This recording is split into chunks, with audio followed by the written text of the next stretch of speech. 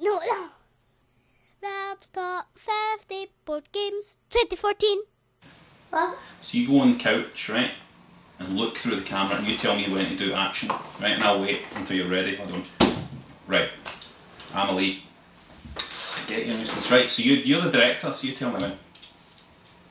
What do I need to tell you to say? You go, action! Okay. Action. Hello, my name's Rab Florence. Welcome to Rock Paper Shotgun. Welcome to Cardboard Children. Welcome to Rab's Top 50 Board Games of all time. All time. Top 50 board games. Now, this was hard for me. This was really difficult. Really difficult to make this list. I've got hundreds of games, hundreds and hundreds and hundreds of board games, right? So making this list was a real test.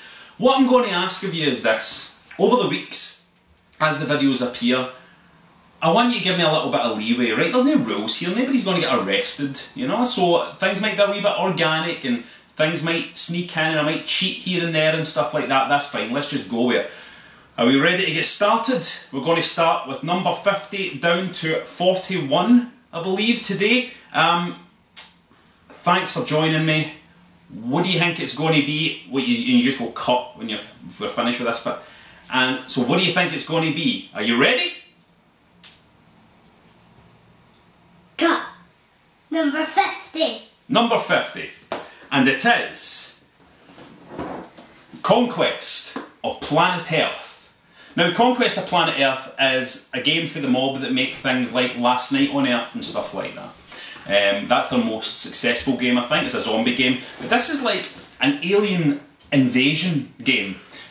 All the players are aliens invading from space. And it's very kind of 1950s B-movie kind of style. You all have flying saucers moving around a map. You have to deal with the army, you have to destroy the army, you have to deal with superheroes that are trying to attack you. You're trying to cause terror and cause panic among the populace. It's a great fun game. It's chucking dice, using special powers, using special cards, doing nasty things to each other. It's a really fun game. A real, you know, people talk about a game that you can have fun with just having a drink and having a laugh.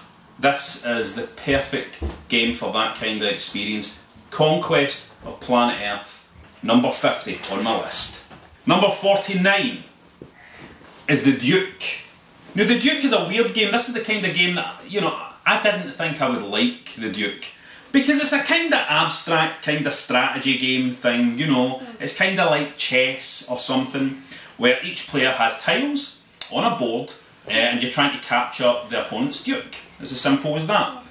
But every time your piece moves, you flip it to the other side and it has different movement. The movement patterns of every piece are printed on the piece themselves. So every time you move, you flip and it's a different movement pattern. And that alone makes it a really different and really interesting game. I really recommend it. Great for 2 players. You can play it in a cafe, play it anywhere you like.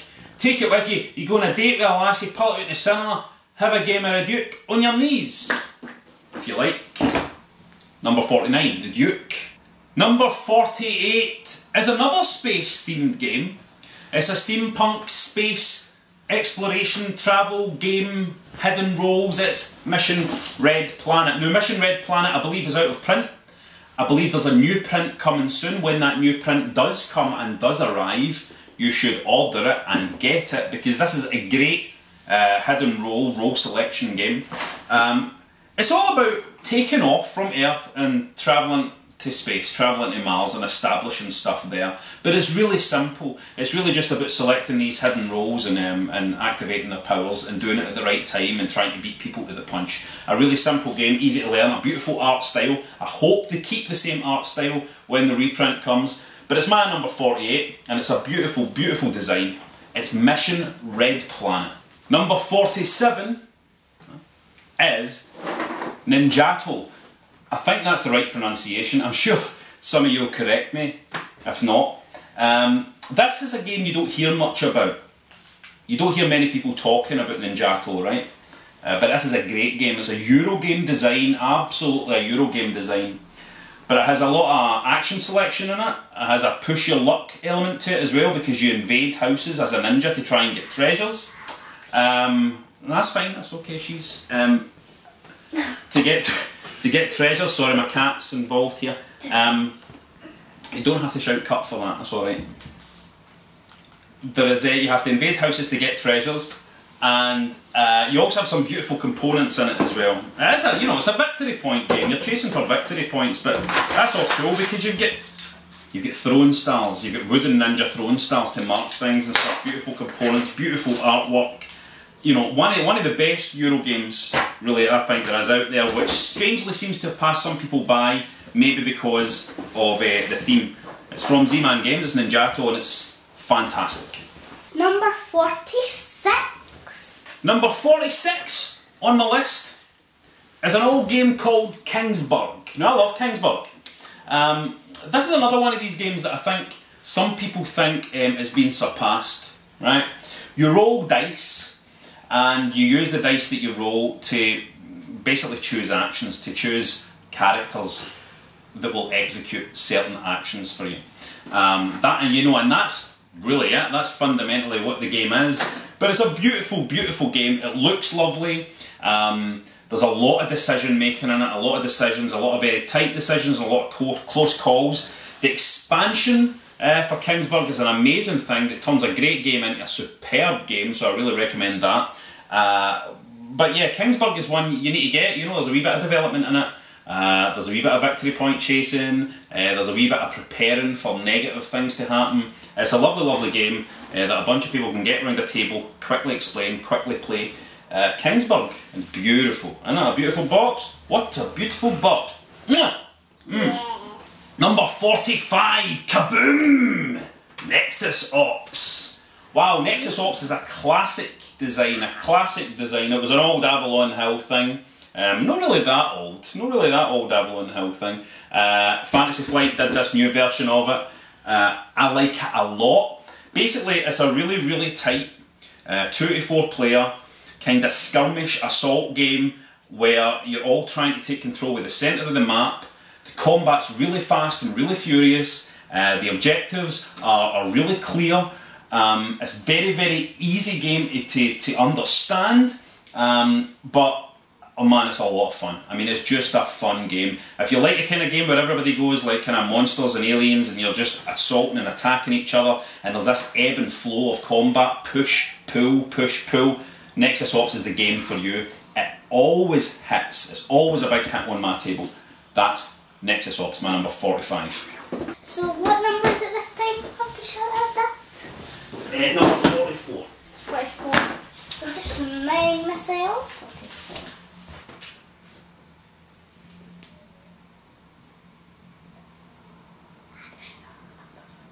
44. Action. Sure. Action. Number 44. Sorry, the cat was right beside the mic there, so you might have heard some purring. Apologies. If that's the case, just licking her arse now. Right, number 44 is Trains. Now Trains, I don't really want to tip it up that way because there's a load of cards inside. Dominion, right? Everybody knows Dominion, everybody's played Dominion. I was never a big fan of Dominion. I was never really that crazy on it, right? I thought Dominion was pretty good fun, but it just felt, a bit too mechanical. The theme didn't work for me or anything like that. Trains does what I hoped Dominion would do. I mean, it pretty much is just Dominion, except it has a board. You can build train tracks on it. You're basically trying to, build a big train track, establish stations and cities and stuff, and you use your cards to do that, but there's still that deck building thing that Dominion had. But this has better artwork, better theme, a better feel to it, I think. I like the fact that when you do stuff in this game, you generate waste. So when you build stations... Quiet, director, please, quit giggling. When you build... Right, ready? When you build stations, when you build trains, all of that stuff, you're generating waste. So there's a real kind of environmental feel about it as well, because waste comes into your hand as cards and they're useless, you can't use them. You need to find a way to deal with them. It's a beautiful game, beautifully themed, and I just really love it, and I just love the blue sky feel of the whole thing. All the cards have a lot of blue skies on them, it feels very Japanese, and I really, really strongly recommend this game if you want to try the deck building thing. Start with Trains, forget about Dominion, forget it! When I win at Trains, this is what I like to do. Choo-choo! Number 43 imagine you were looking at a picture of something and you described it in a way that not everybody could understand, but maybe one or two people could. And you had a special connection with those people because of that. And that's essentially what Dixit is. One of the best party games you can get. Dixit, I have Dixit and all the expansions, everything. I have every card that was ever made for Dixit. So I've got loads and loads of cards now with loads of pieces of artwork. And what you do in Dixit is you all sit around the table. One person takes one of his cards and says something that evokes what is on his card, right?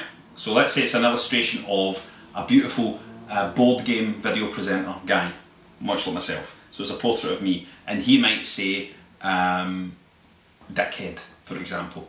Let's say he did say that. And then everybody chooses a card from their cards that they think would fit that, and then people vote to see which one was, you know, the original choice. It's a really, really simple game, simple party game, easy to explain, but it's a lot of fun. Everybody just enjoys looking at the, you know, the artwork, and everybody enjoys being creative and imaginative. It's a really good game. One that will always stay in my collection, and it's my number 43. It's just checking my list there. Number 43, Dixit. Number 42 is another great Euro game that I think was ignored by a lot of people because it has a theme that is maybe in kind of questionable taste, in a sense. It is Rattus. Now, Rattus is about the Black Plague. Rattus is about rats spreading the Black Plague everywhere. And it's a role selection game again. You choose a role from a variety of roles. They allow you to execute stuff on the board. And what the game is all about is basically trying not to completely get wiped out by the plague and trying to wipe out other people with the plague, trying to move the rats. And so there's things like, there's the Pied Piper as one of the roles who can lead rats into other players' areas and stuff like that and kill off all the other people. It's a weird kind of dark theme, but a really, really quite cute and fun game. It's now been expanded a lot. There's plenty of expansions and new characters and roles, huge amount of variety, and just a wonderfully fun game for 2 to 4 players. I think actually it goes up to 5 players now, or maybe further. And yeah, the player with the highest surviving population wins in a game all about the Black Plague. How good is that? How good is that? Everybody loves plagues. Rattus, my number 42. Which brings me to my highest entry on this part of the list. Number 41, and it's a classic. It's a game I've loved since I was a child. It is the one and only, still brilliant by the way, still superb, the one and only Thunder Road. Now, Thunder Road could have been higher. I almost did place it higher, I almost did place it considerably higher. But maybe it's not for everybody. I don't know, it was a tough one for me, this, but my God, look at that, look. Did that work? Look at that cover, it's amazing. That is a beautiful, beautiful game. There's a road that continues, a beautiful idea where the road goes dun, dun, dun. You just keep lifting it and moving it on as the cars go, and it's card combat, chucking dice, trying to blow each other up, firing missiles at each other, helicopters that fly overhead trying to bomb the cars. This is just fun in a box. Fun in a box, and I say to you right now, if you take nothing away from this video except this, if this is the only thing you take away from this video, get on eBay right now, hit your charity shops and your thrift shops, hit your car boot sales, find a copy of Thunder Road, one of the greatest board games ever made. And that was my the start of my top 50, from 50 down to 41. I hope you enjoyed yourself. I want to thank my 7-year-old daughter Hope for directing this. Thanks, Hope. You're welcome. Thank you. I want to thank Amelie, my cat, for not interrupting too much. I wanted to do this really loose and just wing it and just roll through it, so I'm not doing any big re-edits or anything. Besides, the director is happy with what's been done so far. We'll be back next week where we'll be going from 40 down to 31. And remember, every game I've mentioned today, every single game I've mentioned today, get it. Get it. Every one of them is great. Thanks. Bye. Bye now. Stay dicey. Bye. Shout stay dicey. Bye. Because that's my catchphrase. It's my catch. Stay Everybody dicey. likes it. So just shout it. Stay dicey. Stay dicey.